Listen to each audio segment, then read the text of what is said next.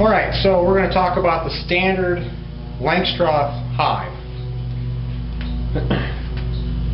The first piece in the hive we'll start with is the top.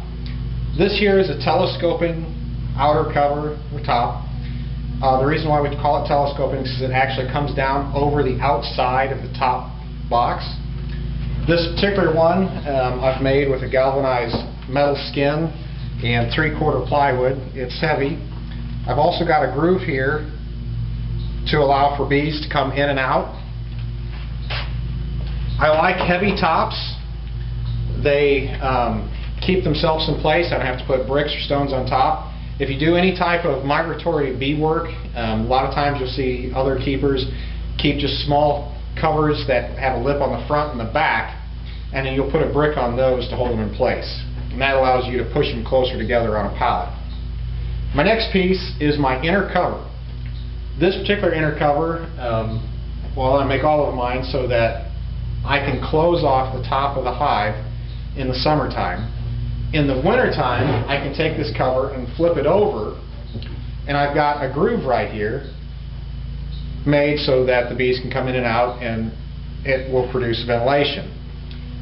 It is very important in the wintertime that you have ventilation, because that will let any moisture get out. The bees will stay warm enough, you don't have to worry about that. As long as they've got enough food, they'll be fine. If you don't let moisture get out, you can have a situation occur where moisture condensates in the top and then falls down on top of the bees, and wet bees in winter are not happy.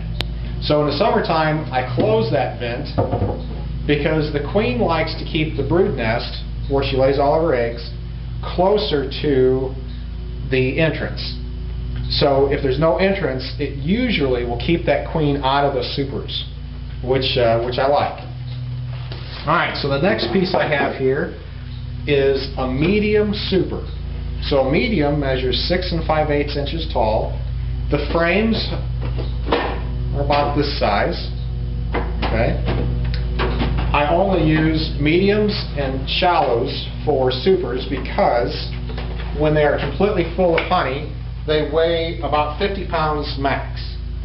If we were to use a deep, that's 9 5/8, full of honey, these guys weigh between 80 and 120 pounds, depending on how full the box is with honey, how far the combs have been drawn out. So this is a 9 5/8, this is a deep. I use a double deep system for my brood nest. That's where the queen is supposed to lay all the eggs. Plenty of space.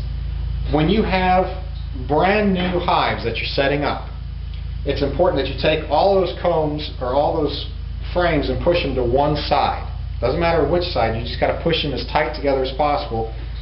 This is plastic foundation I like to use, right cell. But what happens if you don't push the frames together, the bees will see that and they will start building comb in between it, and they'll cross-link it. It's called burr comb. It's kind of a pain in the neck. So here's one.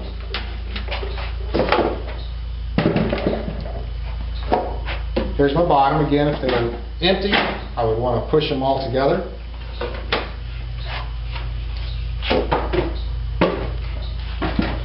This is my bottom. My bottom is a screen bottom. I like to use screen bottoms because of the ventilation that they help produce. They help produce that air draft up through the hive, especially when the top vents are open. Not everybody likes the open bottoms, but I do. Along with the ventilation that it provides the hive, it also provides an outlay for mites to fall through the bottom. Another popular option that people like to use is a screen bottom with a pull-out tray, and then you can see what falls through it. There are great advantages to having a tray inside the bottom of your hive. As you pull it out and you look at it, you can see exactly where the bees are based on what they've dropped, and you can also see the things that have fallen through. This has been a standard Langstroth hive.